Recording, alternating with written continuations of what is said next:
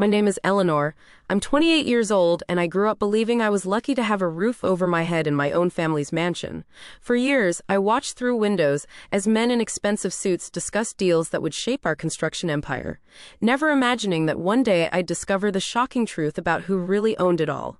The night my father threw me through a glass door, calling me worthless, as blood ran down my face, I smiled and told him he'd just lost everything.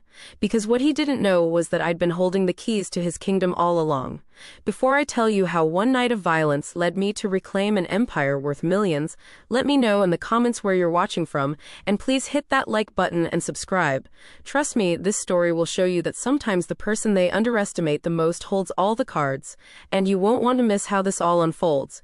Growing up in the Sterling family meant living in a world where money talked and blood meant nothing if you weren't born with the right chromosomes. Our family's construction and real estate empire had been built by my grandfather, Thomas Sterling, back in the 1960s. What started as a small contracting business had grown into a multi-million-dollar corporation that owned half the commercial real estate in our city. My father, Richard, ran the business with an iron fist, treating it like his personal kingdom. Every morning, he'd stride through our marble foyer in his $1,000 suits, briefcase in hand, ready to conquer another day of deals and demolitions. My mother, Patricia, played her role perfectly as the society wife, organizing charity galas and making sure our family's reputation remained spotless in the social pages. Then there was my older brother, James, the golden child who could do no wrong. From the time he could walk, everyone assumed he'd inherit the Sterling Empire. He was groomed for leadership, taken to construction sites on weekends, included in business dinners where important decisions were made. James soaked up every bit of attention, never questioning why he deserved it all simply for being born first and male. And then there was me, the daughter, the afterthought, the one who should be grateful for designer clothes and a trust fund, but who should never ever think about actually participating in the family business. I remember being 7 years old, pressing my face against the frosted glass doors of my father's study, trying to catch glimpses of the important meetings happening inside. Whenever I asked my mother why I couldn't join them, she'd pat my head and tell me that little girls didn't need to worry about such complicated things. When I got older and the questions persisted, the answers became more direct. Business was a man's world. I should focus on finding a good husband who could take care of me. But here's what they never realized about me. I was watching, I was listening, and I was learning. By the time I turned 16, I could recite property values for every building we owned.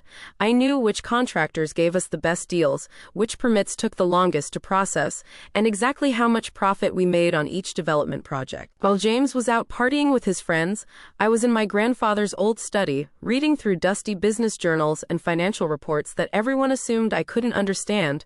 The study had been left untouched since my grandfather's death when I was 12. It was like a time capsule, filled with the original blueprints for our family's success.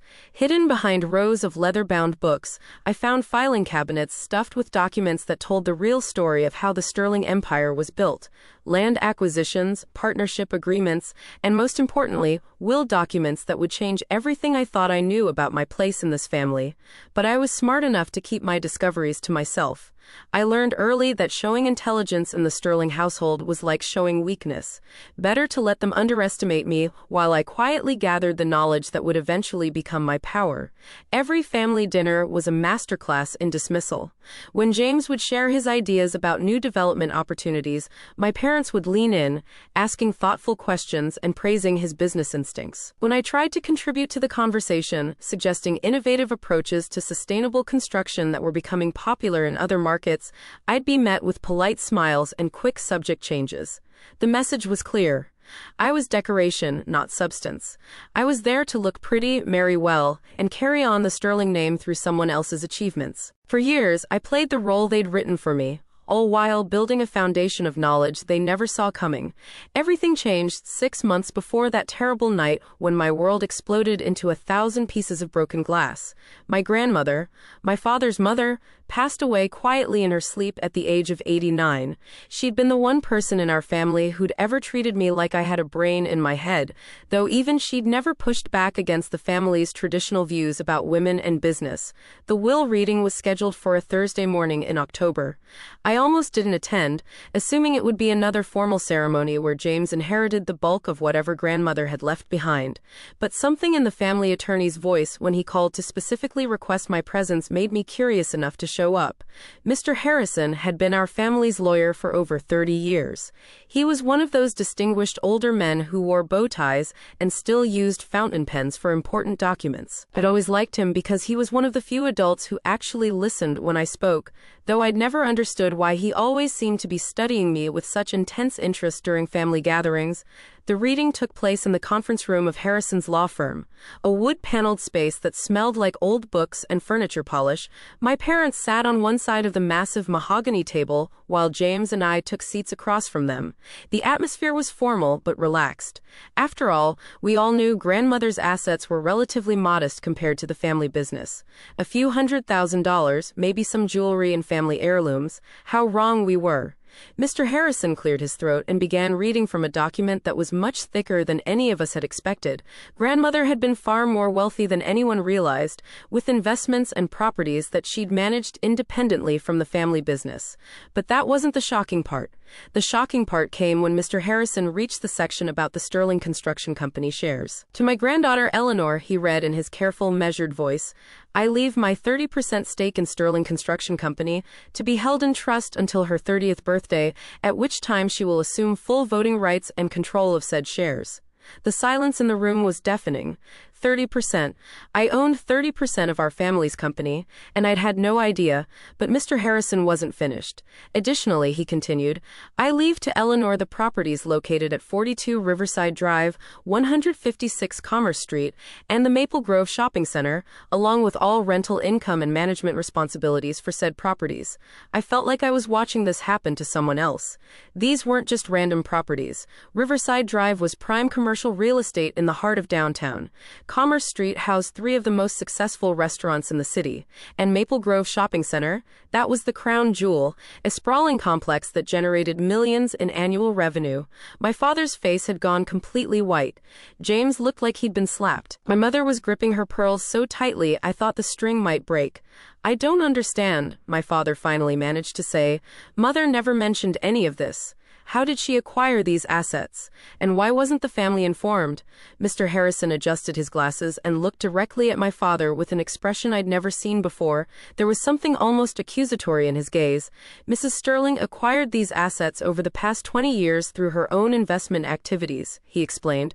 She was quite astute with money, as you know. As for why the family wasn't informed, she felt it was her prerogative to manage her affairs privately. Then came the bombshell that changed everything. However, Mr. Harrison continued, there is one more matter we need to discuss. It appears that there have been some irregularities in the management of Eleanor's trust fund over the years. My father leaned forward sharply. What kind of irregularities? The kind that involve unauthorized withdrawals totaling nearly $2 million over the past 8 years, Mr. Harrison said quietly. Money that was specifically designated for Eleanor's education, housing, and future security. Money that appears to have been redirected into Sterling Construction Company operating accounts. The room felt like it was spinning. Not only did I own a significant portion of the family business, but they'd been stealing from me for years, using my inheritance to fund their lifestyle while treating me like a charity case who should be grateful for their generosity. That's impossible, my father said, but his voice lacked conviction. Those funds were properly managed according to the trust specifications. Mr. Harrison pulled out another folder, this one much thicker than the will. I have documentation here that suggests otherwise. Bank transfers, account statements, authorization forms that appear to have been signed without Eleanor's knowledge or consent. I found my voice for the first time since entering the room. Are you saying they've been stealing from me? I'm saying there are serious questions about fiduciary responsibility that need to be addressed, Mr. Harrison replied carefully. Questions that may require legal intervention to resolve. The meeting ended with my parents storming out, James trailing behind them like a confused puppy. But I stayed behind, asking Mr. Harrison to explain everything in detail. What I learned in that conference room changed the trajectory of my entire life. Not only was I significantly wealthier than I'd ever imagined, but I also had legal grounds to pursue charges against my own family for financial fraud. Mr. Harrison arranged for me to meet with a forensic accountant and provided me with copies of all the relevant documentation. For the first time in my life, I had real power. The question was what I was going to do with it. Armed with the knowledge of my true inheritance, I decided to take a strategic approach. Instead of immediately confronting my family about the financial irregularities, I wanted to see if they'd come clean on their own. I also wanted to understand exactly how deep their deception went and whether there was any way to resolve things without destroying our relationships completely. But fate had other plans. 3 weeks after the will reading, Sterling Construction Company found itself facing the biggest crisis in its 50-year history. A former employee named Michael Torres had filed a massive lawsuit alleging systematic safety violations, environmental cover-ups, and fraudulent billing practices spanning over a decade. Torres had been a senior project manager who'd been fired 6 months earlier for what my father claimed was poor performance. But according to the lawsuit, Torres had actually been terminated for refusing to participate in illegal dumping of construction waste and for questioning billing discrepancies on several major projects. The lawsuit was seeking $50 million in damages and included enough documentation to potentially shut down the entire company. Worse yet, Torres had apparently been secretly recording conversations and gathering evidence for years before his termination. If even half of his allegations were true, the Sterling family was facing not just financial ruin, but potential criminal charges. I learned about the lawsuit the same way everyone else did, by reading about it in the morning newspaper. The headline read, "Local construction giant faces massive fraud allegations," and seeing our family name splashed across the front page made my stomach drop. But as I read through the details, something interesting began to emerge. Many of the problems Torres was alleging stemmed from cost-cutting measures and corner cutting that had been implemented over the past 8 years. The same 8 years during which my father had been illegally accessing my trust fund to supplement company operations. I spent the next several days researching everything I could about the allegations, using my business school training to analyze the financial documents that had been made public through court filings. What I discovered was that Sterling Construction Company was in far worse financial shape than anyone in my family realized. The money they'd stolen from my trust hadn't just been used for operating expenses. It had been used to cover up a pattern of increasingly desperate business decisions that had been slowly destroying the company from the inside. But I also saw something else. I saw solutions, real, practical solutions that could potentially save the company and restore its reputation. Solutions that required someone with fresh eyes, innovative thinking, and the financial resources to implement major changes. Someone exactly like me. I spent 2 weeks developing a comprehensive rescue plan. It involved restructuring our debt, implementing new safety protocols, investing in environmentally sustainable construction methods, and partnering with clean energy companies to position Sterling Construction as a leader in green building practices.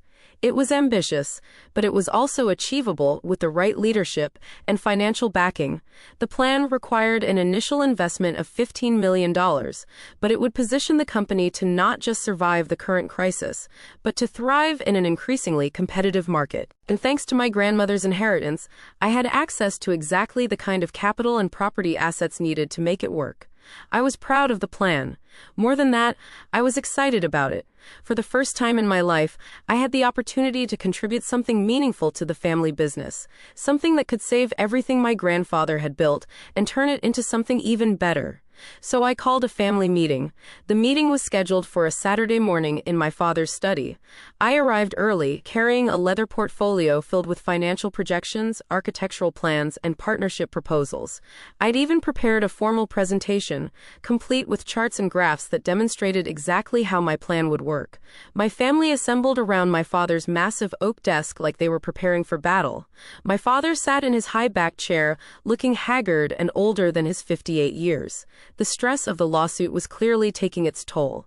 My mother perched on the edge of a nearby chair, her usually perfect composure showing cracks of worry. James sprawled in a leather armchair, looking more annoyed than concerned about the potential destruction of his inheritance. I took a deep breath and began presenting my plan. I explained how the lawsuit had revealed fundamental weaknesses in our business model, but also opportunities for innovation and growth. I walked them through the financial projections, showing how an investment in new technology and sustainable practices would not only address Torres's safety concerns, but also position us to win contracts with environmentally conscious clients. I talked about partnering with renewable energy companies, about retrofitting our existing properties to meet green building standards, about creating a new division focused specifically on sustainable construction that could become the crown jewel of our business portfolio. For 45 minutes, I presented the most comprehensive business plan I'd ever created. When I finished, I looked around the room expecting questions, discussion, maybe even excitement about the possibilities I'd outlined. Instead, I was met with silence. Finally, my father leaned back in his chair and let out a long, dismissive sigh. "Eleanor," he said in the tone he might use to address a particularly slow child, "I appreciate that you're trying to help, but this is serious business. We're talking about millions of dollars and the future of a company that's been in our family for generations. This isn't the time for amateur hour." "Amateur hour," I repeated, feeling my carefully maintained composure beginning to crack. "I have a master's degree in business administration. I've been studying this company for years, and the plan I just presented could save everything." James laughed, actually laughed. "Come on, Eleanor. You think reading some business books makes you qualified to solve problems that professional consultants can't figure out? This isn't a college project. The consultants you've hired are the same ones who've been advising you for the past 8 years. I shot back. "The same 8 years during which you've been making the exact decisions that got us into this mess." My father's expression darkened. "Watch your tone, young lady. You have no idea what you're talking about. I know you've been using my trust fund money to cover up your mistakes," I said quietly. "I know this company is essentially bankrupt, without my inheritance propping it up. And I know that if you'd actually listened to what I just presented instead of dismissing it because it came from me, you'd realize it's the only plan that actually addresses the root causes of our problems." The temperature in the room seemed to drop 10 degrees. My mother made a small gasping sound. James sat up straighter, suddenly paying attention. But my father's reaction was unlike anything I'd ever seen from him before. His face went from pale to bright red in the span of about 3 seconds. "How dare you," he said, his voice low and dangerous. "How dare you come into my office and accuse me of stealing? How dare you waltz in here with your little charts and graphs and act like you understand the first thing about running a business?" "I understand more than you think," I said, standing my ground, "and I have every legal right to be involved in decisions about this company. I own 30% of it, remember? You own 30% of nothing if this lawsuit destroys us," James interjected. "Maybe instead of playing pretend businesswoman, you should focus on finding a rich husband who can take care of you when all this falls apart." That was the moment I realized they would never see me as anything other than a burden. No matter how intelligent I proved myself to be, no matter how carefully I'd prepared, no matter how much money I had or how many shares I owned, I would always be just the daughter to them. But I wasn't going to back down. Not anymore. "I'm not playing at anything," I said firmly, "and I'm not going anywhere. This is my company too, and I have just as much right to fight for it as anyone else in this room." My father stood up abruptly, his chair scraping against the hardwood floor. "You have no rights here except what we allow you to have," he said, his voice rising. "You're a spoiled little girl who's been given everything and contributed nothing, and I'm sick and tired of pretending otherwise. What happened next will be burned into my memory for the rest of my life, not just because of the physical pain, but because it was the moment I finally understood exactly what my family thought of me." My father was standing behind his desk, his face flushed with anger, his hands clenched into fists at his sides.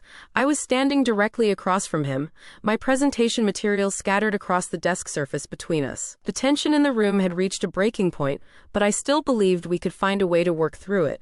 I was wrong.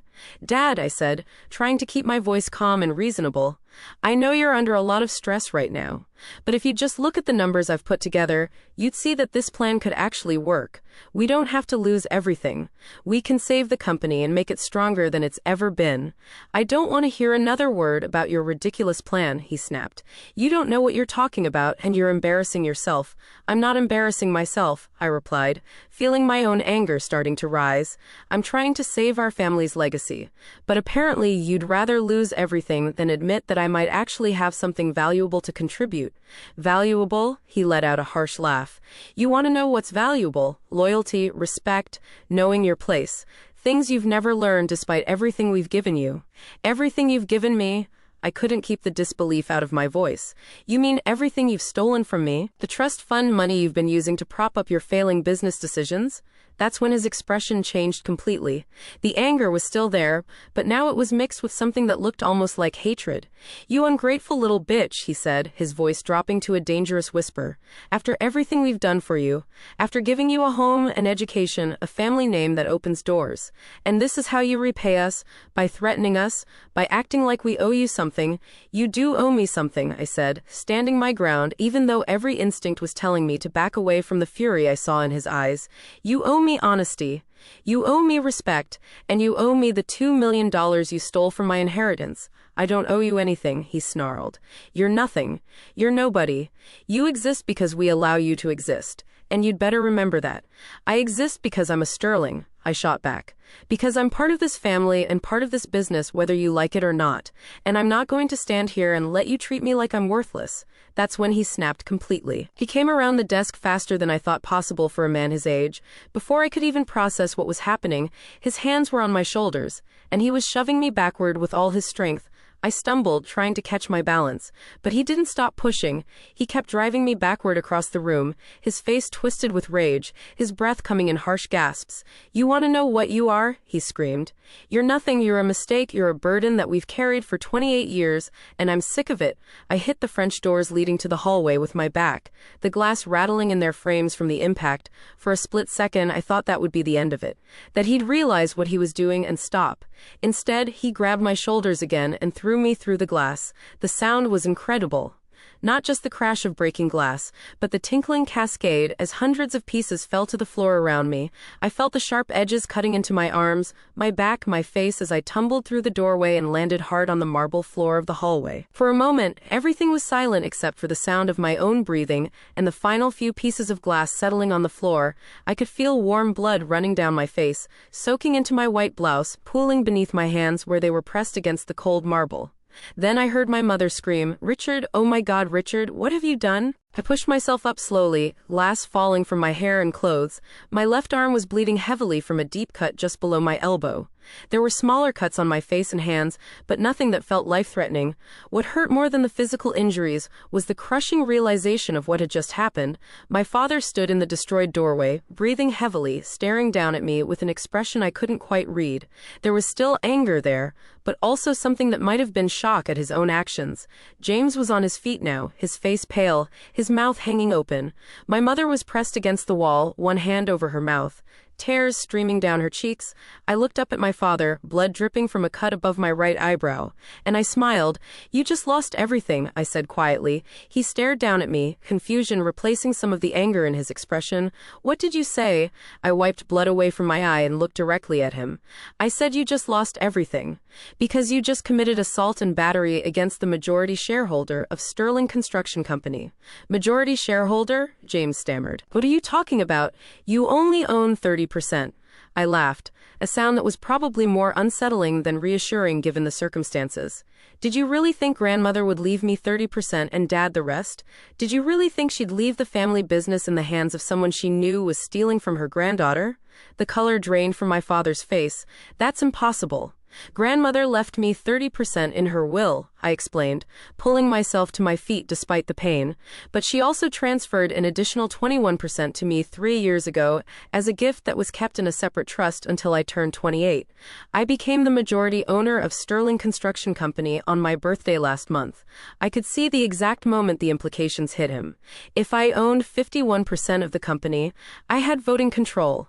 I could remove him as CEO. I could restructure the board of directors. I could make any decision I wanted about the direction of the business. And now I had documented evidence of assault, along with a room full of witnesses. "You're lying," he said, but his voice lacked conviction. "Mr. Harrison has all the documentation," I replied, still smiling despite the blood running down my face, "including records of every unauthorized withdrawal from my trust fund, every forged signature, every violation of fiduciary duty you've committed over the past 8 years. I walked slowly toward the door, glass crunching under my feet. "I'm going to the hospital now to document these injuries. Then I'm going to the police station to file assault charges. And then I'm going to call an emergency board meeting to remove you as CEO of my company." Your company, he sputtered. My company, I confirmed. The company you just lost because you couldn't control your temper when faced with someone who actually knows how to save it. I paused at the front door and looked back at my family one more time. My mother was still crying. James looked like he was in shock. And my father was standing in the wreckage of his own making, surrounded by broken glass and broken dreams. Oh, and Dad, I called out. That business plan you dismissed so quickly, I'm implementing it starting Monday, with or without your cooperation. Then I walked out the door of the house I'd grown up in, knowing I'd never be back as the same person who'd left. The emergency room at St. Mary's Hospital was busy for a Saturday afternoon, but my blood-soaked appearance got me moved to the front of the line pretty quickly. The attending physician, Dr. Sarah Martinez, was a no-nonsense woman in her 40s who took one look at my injuries and immediately started asking questions about how they'd occurred. I was pushed through a glass door, I told her honestly. During a family argument, Dr. Martinez paused in her cleaning of the cut on my arm and looked at me carefully. Pushed, or did you fall? I was pushed, I repeated, deliberately and with significant force. She nodded and made a note in my chart. I'm going to need to document these injuries thoroughly. Given the nature of what you're describing, I'm also going to recommend that you speak with our social worker about your options for filing a police report. I'm planning to file charges, I said. But first, I need to make sure I have proper medical documentation of everything. Dr. Martinez smiled grimly. Smart thinking. Let's make sure we get everything photographed and documented properly. The next 2 hours were spent cataloging every cut, bruise, and scrape on my body. 12 stitches for the gash on my arm, 6 for the cut above my eyebrow. Multiple smaller cuts on my hands and face that required cleaning and bandaging but no stitches. Dr. Martinez was meticulous in her documentation, taking photographs and detailed notes about the size, depth, and likely cause of each injury. The pattern of cuts is consistent with being forcibly pushed through a glass door, she noted in my medical record. Multiple lacerations on the arms and back suggest the victim was thrown with significant force, resulting in impact with glass and subsequent fall. When the medical treatment was finished, I sat in my car in the hospital parking lot and made the phone calls that would change everything. The first call was to Mr. Harrison. Even though it was Saturday, he answered on the second ring. Eleanor, what's happened? I explained the situation, including my father's assault and my decision to file criminal charges. Mr. Harrison listened without interruption, making occasional notes. I'm going to contact Detective Williams at the police department, he said when I finished. She specializes in domestic violence cases and will handle this with the appropriate seriousness. I'm also going to prepare an emergency petition for a restraining order. What about the company? I asked. We'll call an emergency board meeting for Monday morning. Given that you're the majority shareholder and the current CEO has been charged with assault, the board will have no choice but to remove your father from his position. We can install you as interim CEO while we sort out the long-term leadership structure. The second call was to my college roommate, Jessica Chen, who'd become a successful investigative journalist for the Washington Post. Jessica and I had stayed close over the years, and she was one of the few people who knew the real story about my family dynamics. Jesus, Eleanor, are you okay? She asked when I told her what had happened. I'm okay, I said, but I need a favor. A big one. Name it. I need you to help me tell this story. The assault, the financial fraud, the inheritance, all of it. I want the whole truth to come out before my family has a chance to spin their own narrative. Jessica was quiet for a moment. Are you sure you want to do this? Once this goes public, there's no taking it back. I'm sure, I said. They've spent my entire life making me feel like I was nothing, like I didn't deserve a place in my own family's business. It's time for the world to know who really built the Sterling Empire and who's going to save it. The third call was the hardest one. I called my assistant, Maria Rodriguez, who'd been working for Sterling Construction for over 10 years. Maria was one of the few employees who'd always treated me with genuine respect, and I knew she'd been frustrated by my father's increasingly erratic business decisions. Mr. Sterling, she said when she answered. I could hear the concern in her voice. I heard about what happened. Are you all right? I'm fine, Maria, but I need you to do something for me. Can you come into the office tomorrow morning? I know it's Sunday, but this is important. Of course. What do you need? I need you to prepare packets for all department heads containing the business restructuring plan I've been working on. And I need you to schedule an all-hands meeting for Monday at 10 a.m. Not a department meeting. Everyone, from executives to entry-level employees. Maria was quiet for a moment. And I think you should know that your father called about an hour ago.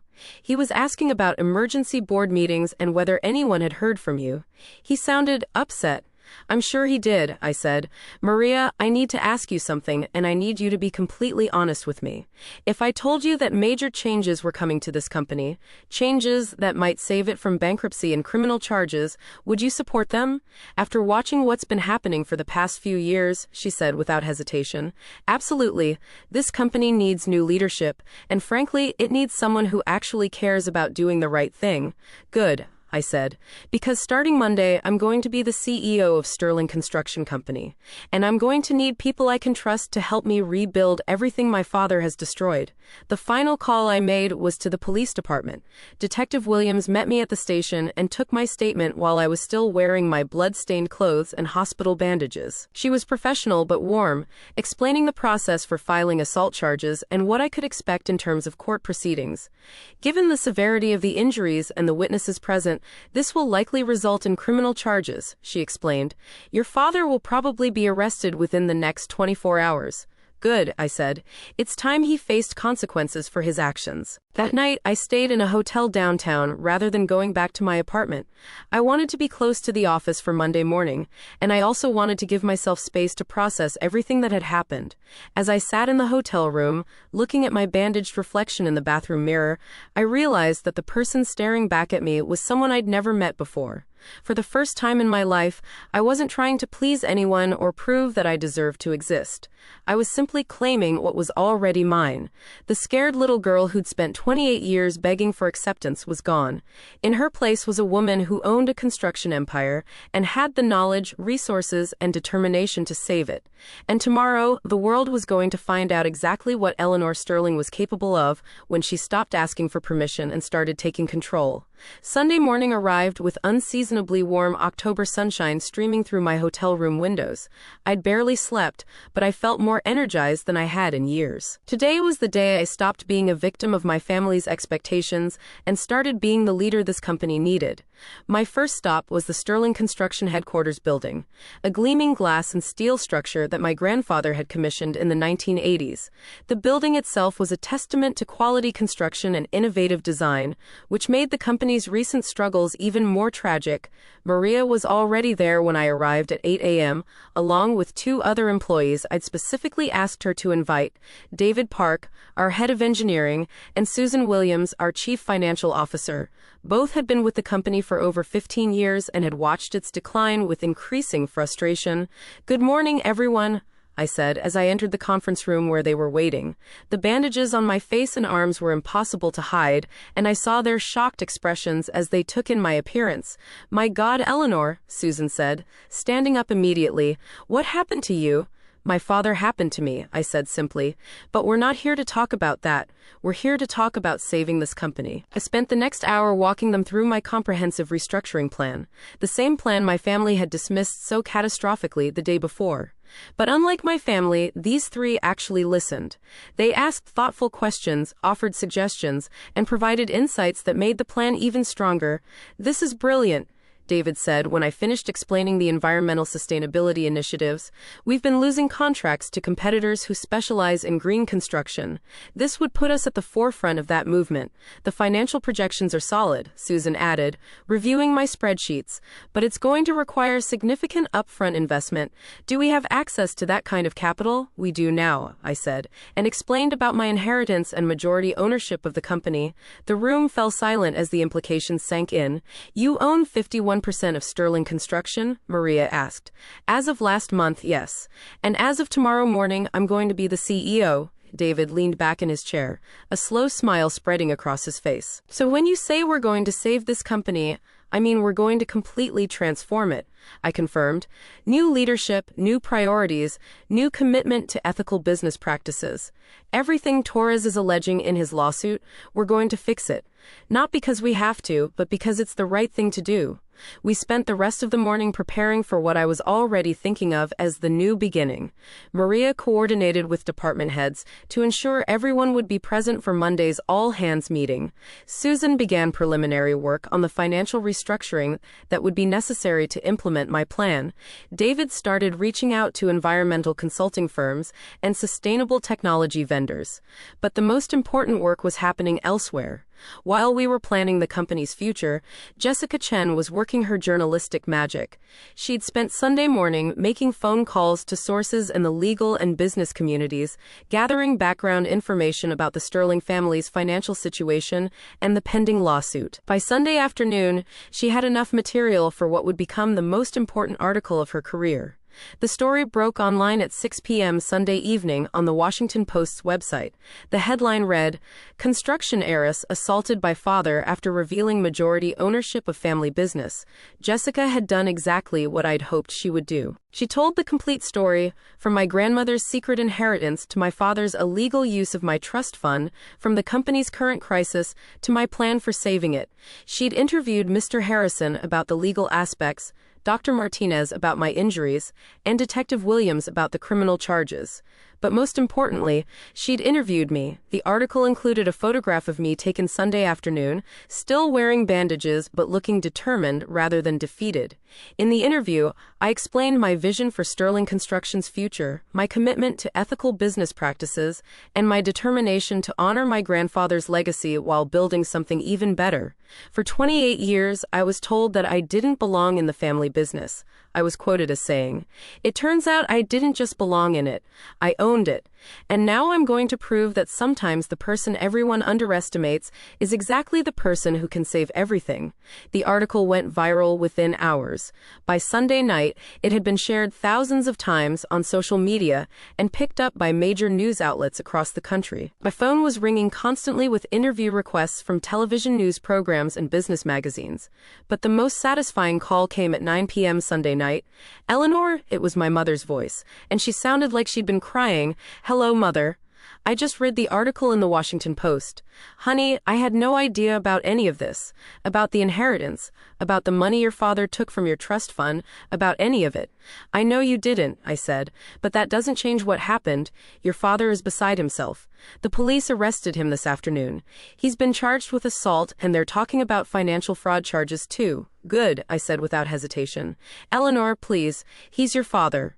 Surely we can work this out as a family." "We stopped being a family the moment he threw me through a glass door," I replied, "but it's not too late for you to choose which side of this you want to be on." "What do you mean?" "I mean, you can support the changes I'm making to save this company, or you can go down with him. But you can't do both." She was quiet for a long moment. "What kind of changes?" I explained my restructuring plan, my commitment to settling the Torres lawsuit fairly, and my intention to turn Sterling Construction into a model of ethical business practices. "It sounds like you've put a lot of thought into this," she said finally. "I've been putting thought into this my entire life," I told her. "I just finally have the power to do something about it." Monday morning arrived gray and overcast, which seemed appropriate for what promised to be a day of reckoning. I arrived at the office early, wearing a navy blue suit that projected authority and confidence. The bandages were still visible, but I wore them like badges of honor rather than shame. The emergency board meeting was scheduled for 8 a.m. The Sterling Construction Board of Directors consisted of 7 members: my father, my uncle Robert, 2 family friends who'd been appointed years ago, and 3 independent directors who'd been added over the past decade to satisfy insurance requirements. Mr. Harrison had done his work well. By the time the meeting convened, every board member had received copies of the documentation proving my majority ownership, evidence of my father's financial misconduct, and details about the assault charges. The meeting lasted exactly 23 minutes. "Given the serious criminal charges pending against Mr. Richard Sterling," announced the board chairman, "and given the revelation of significant financial irregularities during his tenure as CEO, I move that we immediately remove Mr. Sterling from his position as Chief Executive Officer of Sterling Construction Company." The vote was unanimous. Even my uncle Robert, who'd always been loyal to my father, couldn't argue with the evidence. I further move that we appoint Ms. Eleanor Sterling as interim CEO, given her majority ownership and her comprehensive plan for addressing the company's current crisis. Another unanimous vote. Just like that, I was the CEO of Sterling Construction Company. The all-hands meeting at 10 a.m. was standing room only. Word had spread quickly about the Washington Post article and the morning's board meeting. Everyone wanted to see what the new boss had to say.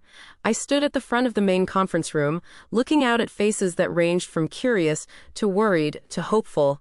These were good people who'd been watching their company slowly fall apart under my father's leadership. They deserved to know that change was coming. "Good morning, everyone," I began. "I know this has been a difficult weekend for all of us. I know many of you are worried about the future of this company and your jobs. I'm here to tell you that Sterling Construction Company is not just going to survive, it's going to thrive." I spent the next 30 minutes outlining my plan for the company's future. New safety protocols that would exceed industry standards, environmental initiatives that would make us leaders in sustainable construction, financial transparency that would ensure nothing like the current crisis could ever happen again. But most importantly, I talked about culture change. For too long, this company has been run like a kingdom where only a few people had any say in important decisions, I said. That changes today. I want to hear your ideas. I want to know what you think we're doing wrong and how we can do better. Because the best ideas don't always come from the corner office. They come from the people who actually do the work. When I finished, there was a moment of silence. Then someone in the back of the room started clapping. Within seconds, the entire room was applauding. After the meeting, I had a line of employees waiting to speak with me. Engineers with ideas for improving our construction methods. Safety supervisors with suggestions for better protocols.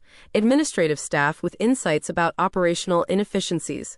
For the first time in the company's history, everyone felt like their voice mattered. But the most important conversation happened at the end of the day when Michael Torres's attorney called to request a meeting. "My client is willing to consider settlement negotiations," he said, "especially given the leadership changes that were announced today." "Good," I replied, "because I want to settle this lawsuit fairly and use it as an opportunity to make real changes. Your client was right about the problems he identified. I want to fix them. That's not what we usually hear from companies facing this kind of litigation," he said, sounding surprised. "I'm not like most CEOs," I told him. "I actually care about doing the right thing." By the end of my first day as CEO, Sterling Construction Company had a new leader, a new direction, and new hope for the future. The company that had nearly destroyed itself through greed and short-sightedness was beginning its transformation into something better. And it all started because someone finally threw me far enough to land exactly where I belonged. 6 months later, I was standing in the same conference room where I'd first presented my restructuring plan to my family. But everything else had changed. The walls now displayed awards for environmental innovation and workplace safety excellence. The massive oak table had been replaced with a sustainable bamboo conference table that seated twice as many people. And the people sitting around that table included employees from every level of the company, not just executives. Sterling Construction Company had become everything I'd envisioned and more. The Torres lawsuit had been settled for $12 million, with an additional $5 million allocated to implementing the safety and environmental improvements he'd recommended. Rather than fighting the allegations, we'd embrace them as a roadmap for positive change. Our new safety protocols had reduced workplace accidents by 87%. Our environmental initiatives had earned us certification as a green construction company and opened doors to contracts with environmentally conscious clients. Our commitment to transparency and ethical business practices had restored our reputation and attracted new investors. Most importantly, our company culture had been completely transformed. Monthly all-hands meetings gave every employee a voice in company decisions. Profit-sharing programs ensured that everyone benefited from our success. And our new mentorship programs were developing the next generation of leaders from within our own ranks. The financial results spoke for themselves. In 6 months under my leadership, Sterling Construction had gone from the brink of bankruptcy to posting its highest profits in company history. But success in business was only part of my healing journey. The physical wounds from that terrible night had healed within weeks, leaving only faint scars on my arms that I chose to wear as reminders rather than hiding them with makeup or long sleeves. The emotional wounds took longer to heal, but therapy helped me understand that my family's treatment of me said everything about their limitations and nothing about my worth. I'd started seeing Dr. Amanda Foster, a therapist who specialized in family trauma and emotional abuse. Through our sessions, I learned to recognize the gaslighting and manipulation that had been constant features of my childhood. I learned that my desire to prove myself worthy of love was actually a symptom of having been denied unconditional acceptance for so many years. Most importantly, I learned that I didn't need my family's approval to be valuable. I was enough exactly as I was. The legal consequences for my father had been severe. He'd pled guilty to assault charges and was sentenced to 6 months in jail along with 3 years of probation. The financial fraud charges were still pending, but his attorneys were negotiating a plea deal that would likely result in additional jail time and full restitution of the money he'd stolen from my trust fund. My relationship with my mother had slowly begun to heal. She'd filed for divorce from my father and had started her own therapy to understand how she'd enabled his abusive behavior for so many years. We met for lunch once a month, carefully rebuilding trust and learning to relate to each other as adults rather than as mother and dismissed daughter. James had been the most difficult family relationship to navigate. He'd struggled to accept that his expected inheritance had disappeared and that his sister was now his boss. He'd initially tried to challenge my leadership and had made several attempts to undermine my authority with the board of directors. But when those efforts failed, he'd surprised me by asking for a chance to prove himself as an employee rather than an entitled heir. I'd given him a position in our project management division, where he was slowly learning that success required competence rather than birthright. Not all of my family relationships had survived the transformation. My uncle Robert and several family friends had chosen to side with my father, viewing my rise to power as a betrayal rather than a restoration of justice. But their disapproval no longer had the power to hurt me the way it once would have. I'd also built new relationships with people who valued me for who I was, rather than what family I'd been born into. My friendship with Jessica Chen had deepened as she'd covered Sterling Construction's remarkable turnaround for several follow-up articles. I'd started dating someone I'd met through my environmental consulting work, a relationship built on mutual respect and shared values rather than family expectations or financial considerations. But perhaps the most meaningful relationship I developed was with my employees. Being a leader who actually listened had created a level of loyalty and commitment that my father's authoritarian approach had never achieved. People worked harder because they felt valued, not because they felt threatened. The construction industry had taken notice of our transformation. I'd been invited to speak at conferences about sustainable building practices and ethical business leadership. Harvard Business School had asked me to guest lecture about crisis management and corporate restructuring. I'd gone from being the invisible daughter to being recognized as one of the most innovative young CEOs in the construction industry. Standing in that conference room 6 months after the worst night of my life, I realized that my father had actually given me a gift when he threw me through that glass door. He'd shattered the illusion that I needed his approval to be successful. He'd destroyed the fantasy that family loyalty meant accepting abuse and disrespect. Most importantly, he'd forced me to discover that I was stronger than anyone, including myself, had ever imagined. The scars on my arms had faded to thin white lines that were barely visible unless you knew to look for them. But I would never forget the lesson they represented. Sometimes you have to be broken before you can become unbreakable. Sometimes you have to lose everything they told you that you were to discover everything you actually are. And sometimes the person who throws you through a glass door ends up giving you exactly the push you needed to step into your own power. My name is Eleanor Sterling. I'm 29 years old now, and I'm the CEO of a company that my family thought I'd never be smart enough, strong enough, or worthy enough to lead. I learned that real strength isn't inherited. It's forged in the moments when you choose to stand up rather than stay down. It's built through the decisions you make when everyone is counting you out, and it's proven through the grace with which you wield power once you've earned it. The night my father called me nothing, I discovered I was everything. The night he tried to destroy me, I found the foundation to rebuild not just myself, but an entire company legacy. That glass door shattered more than just windows. It shattered every limitation they'd tried to place on my life. And from those broken pieces, I built something beautiful, something ethical, and something that would last far longer than their outdated ideas about who deserved to hold power. What started as the worst night of my life became the first night of the life I was actually meant to live. Have you ever had a moment when someone's attempt to tear you down actually lifted you up? Have you ever discovered that you were stronger than the people who tried to make you feel weak? Drop a comment below and share your story. I'd love to hear about the times when you turned someone else's cruelty into your own opportunity for growth. If this story resonated with you, please hit that like button and subscribe for more stories about finding strength in unexpected places. Share this video with someone who might need to hear that they're more powerful than they realize. Thank you for listening to my story.